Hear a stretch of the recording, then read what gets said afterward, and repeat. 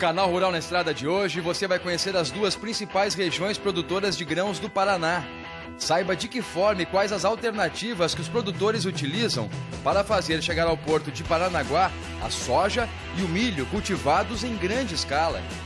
O Canal Rural na Estrada está no porto de Paranaguá e mostra os gargalos, os desafios, o escoamento da maior safra de grãos da história.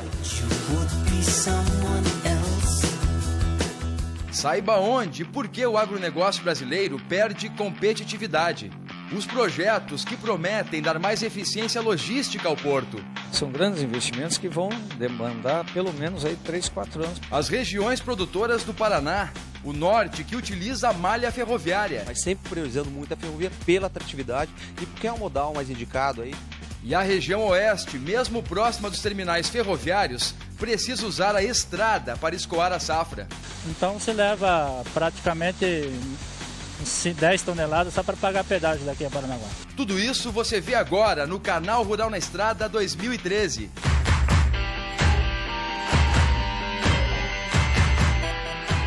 Iniciamos o programa hoje no norte do Paraná, uma região muito forte na produção de grãos. Começaremos pelo município de Maringá. Será aqui nosso ponto de partida. A região norte produz quase 10 milhões de toneladas. De milho são 5 milhões e 400 mil. Soja, quase 4 milhões e 500 mil toneladas.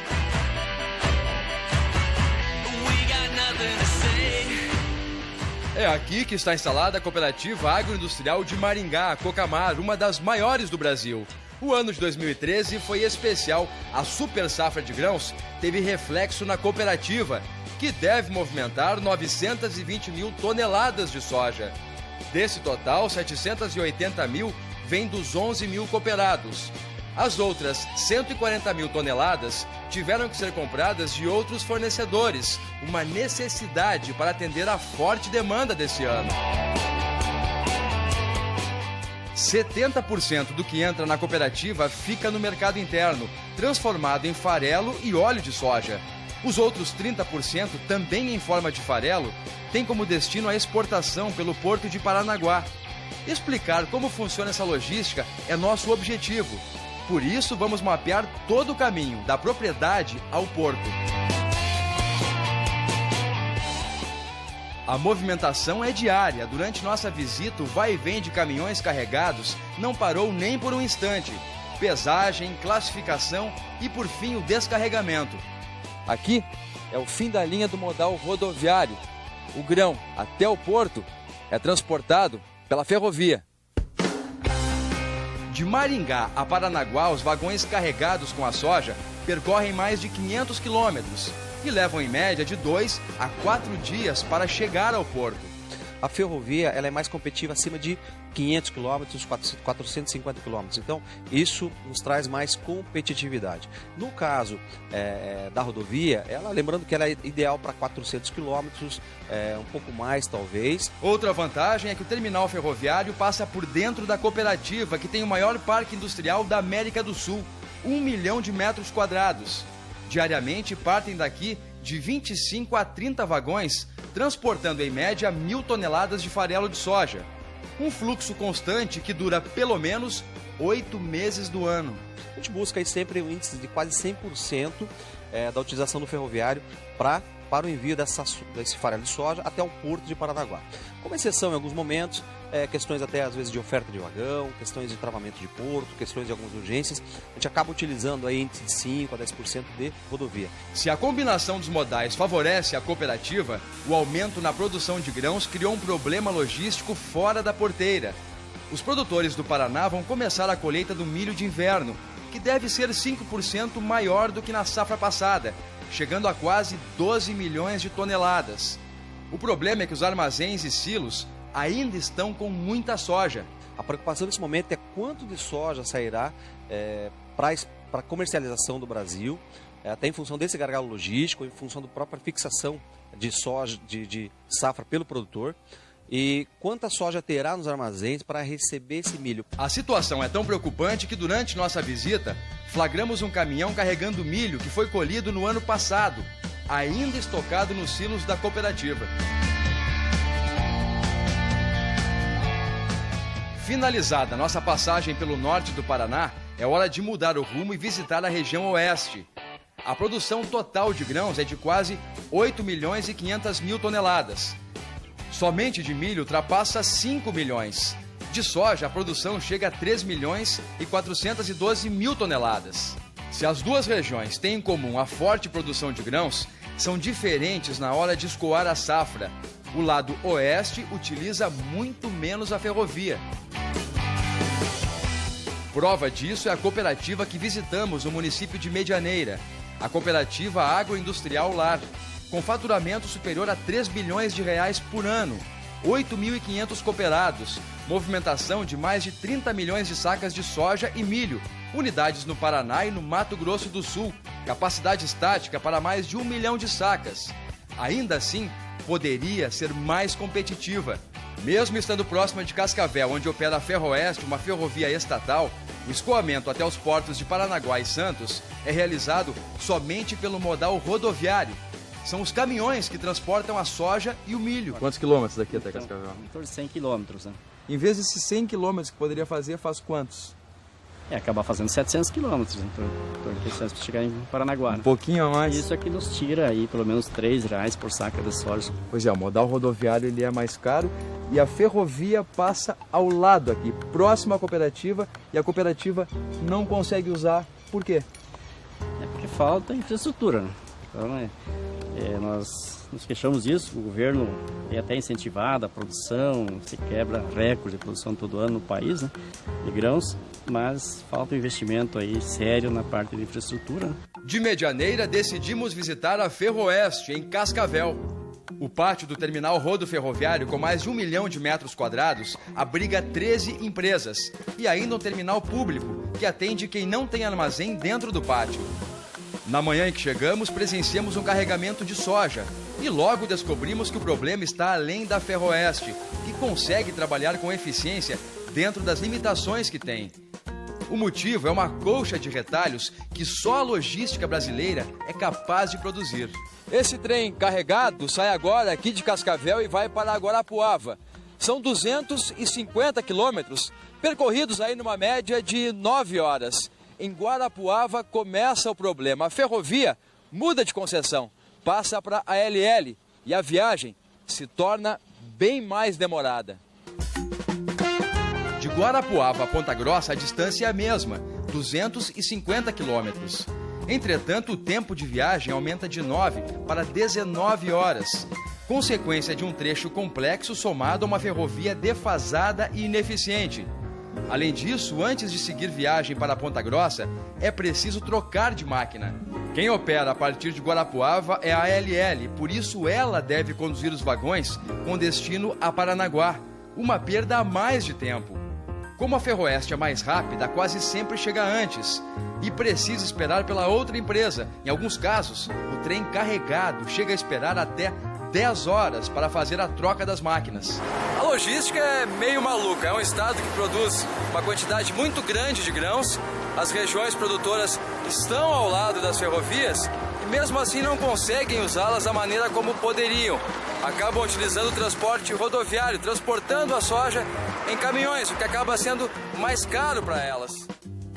Para resolver esse entrave, as duas empresas estudam a possibilidade de um pool ferroviário, para que uma possa atuar na área da outra, diminuindo o tempo, aumentando a eficiência e possibilitando uma capacidade de embarque maior que beneficie cooperativas que hoje operam fora da malha ferroviária.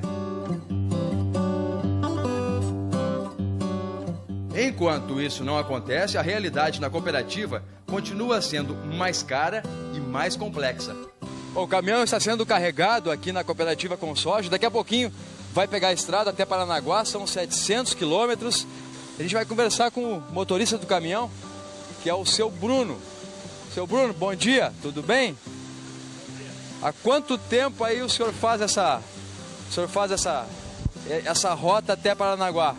Desde 78 que eu entrei na empresa. 78 nós faz quase que frequentemente Paranaguá, além do Mato Grosso do Sul. De um lado a estrada é boa, mas de outro se paga para que a estrada seja boa. O custo é muito alto? O custo é alto. Você veja hoje uma carreta igual a minha, um bitrem, são 7 eixos, são 7,80 por eixo. Alguns até mais caros.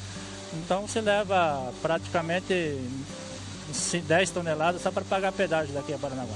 Daqui a 14 horas só o seu Bruno chega lá em Paranaguá para descarregar a soja que vai ser exportada. Boa viagem. Nosso destino também é o porto de Paranaguá, a mesma rota do seu Bruno.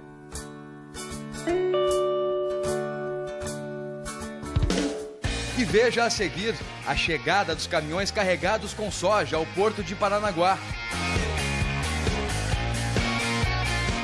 A super safra de grãos que aumentou a movimentação e a operação portuária.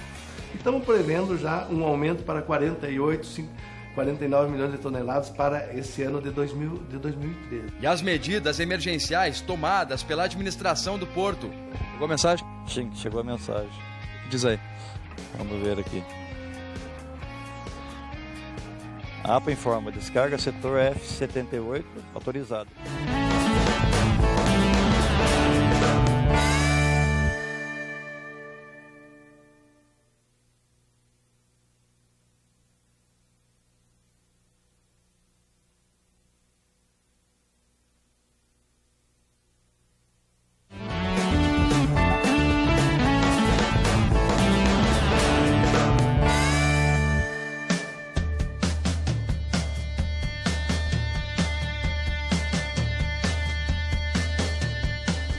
Paranaguá é o segundo maior porto do país. Sempre teve um papel fundamental dentro do cenário econômico. Um papel que nos últimos anos vem ganhando espaço na medida em que a produção agrícola brasileira cresce numa proporção muito maior do que os investimentos na infraestrutura portuária. 2013 parece ser um divisor de águas nesse gargalo que causa dor de cabeça a todos envolvidos no processo de exportação. O Brasil produziu a maior safra de grãos da história. Grande parte precisa sair do país e precisa ter condições para isso. Paranaguá é peça fundamental. O Brasil tem tido a felicidade de, ano a ano, ter maiores safras, né? O que significa isso? A tecnologia chegou no campo.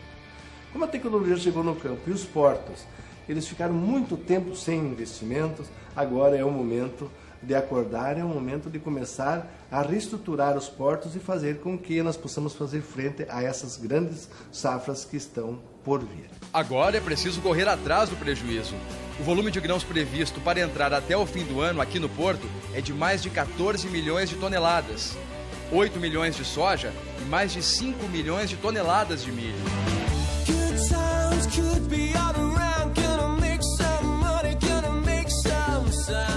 Em média, 5 mil caminhões passam pelo pátio de triagem todos os dias.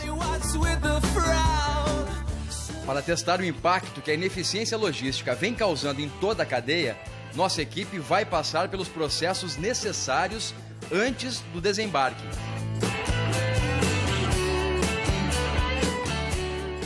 Primeiro passo, nos dirigimos ao pátio de triagem, onde os caminhões aguardam a chamada para poder descarregar. Esta foi uma medida adotada pela administração para acabar com as filas, que antes causavam transtornos ao município.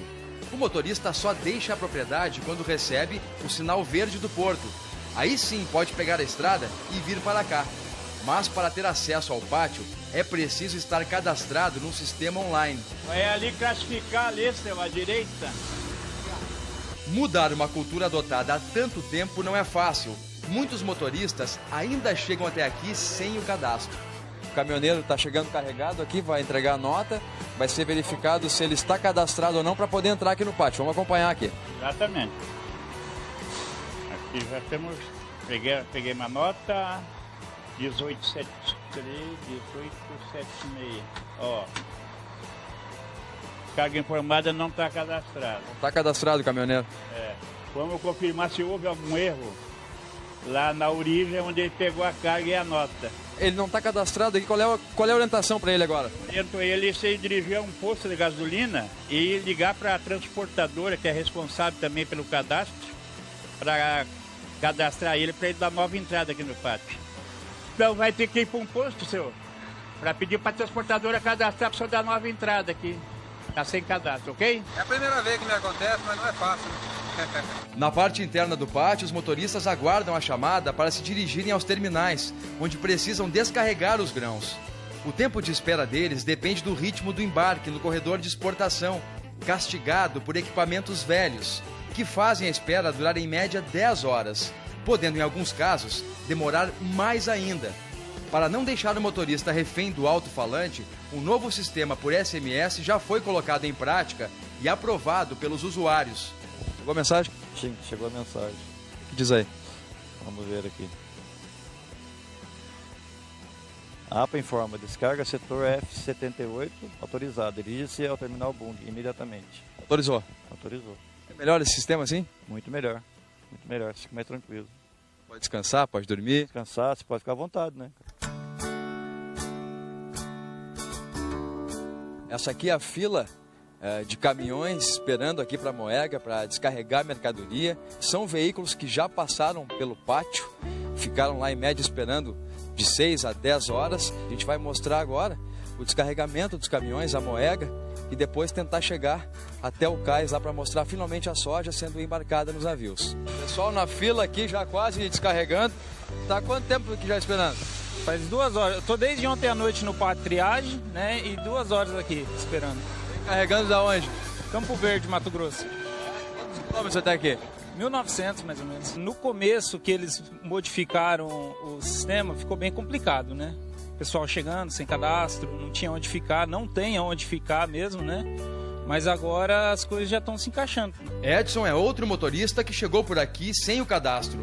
Sentiu no corpo o cansaço de ficar um dia a mais só para regularizar a situação. Eu cheguei aqui, não estava cadastrado, né? Tive que ficar para fora e entrei ontem à noite. Cheguei agora cedo aí. É complicado chegar sem estar cadastrado hoje em dia aqui? Complicado, hein, velho? Se tivesse chegado já cadastrado aqui, já poderia ter ido embora. Já tinha descarregado e ido embora, com certeza. Nilson Camargo representa a Federação de Agricultura do Estado do Paraná. 70% de toda a movimentação do porto tem como origem o agronegócio.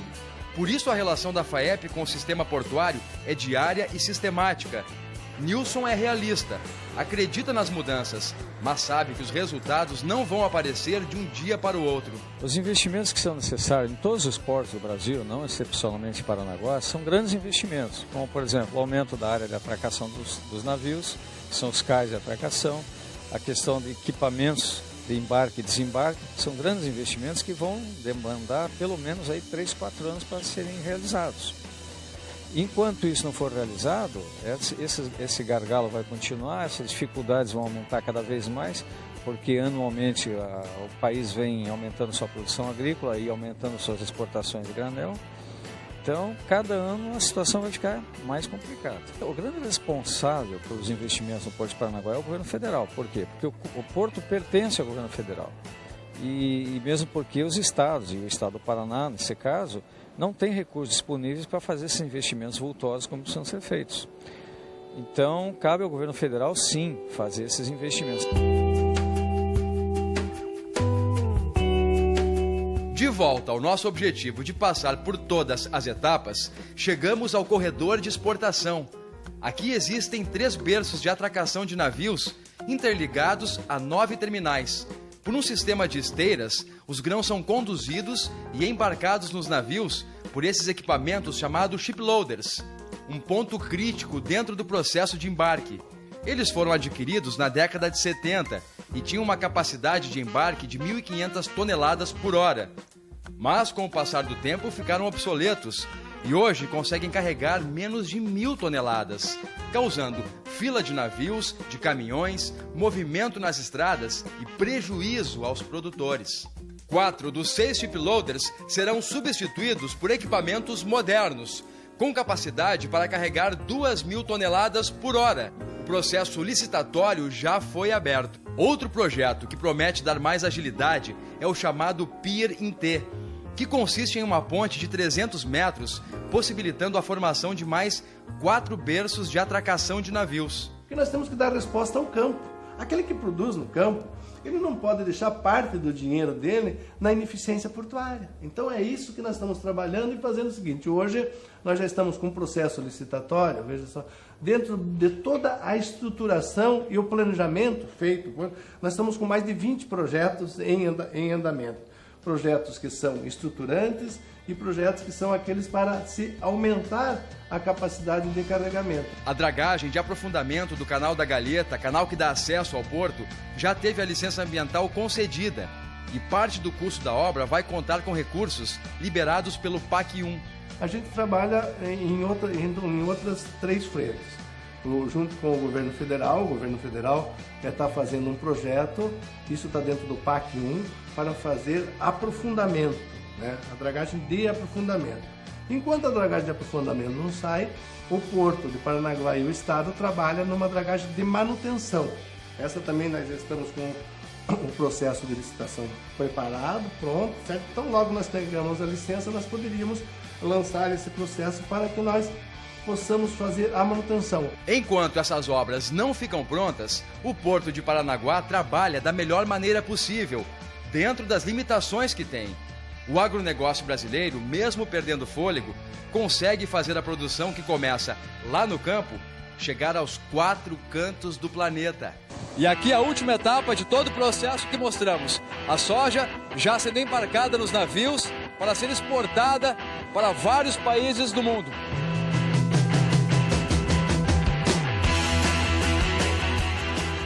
No sábado que vem, você vai atravessar a fronteira do Brasil. A equipe do Canal Rural na Estrada viaja ao Paraguai e mostra a região leste do país vizinho, um celeiro na produção de soja e milho. A contribuição dos brasileiros que saíram do Rio Grande do Sul, do Paraná e de outros estados para desenvolver o agronegócio em terras estrangeiras. Você vai ver como o Paraguai consegue escoar por hidrovias mais de 90% dos grãos que produz. Não perca no próximo sábado, 12h30, aqui no Canal Rural na Estrada.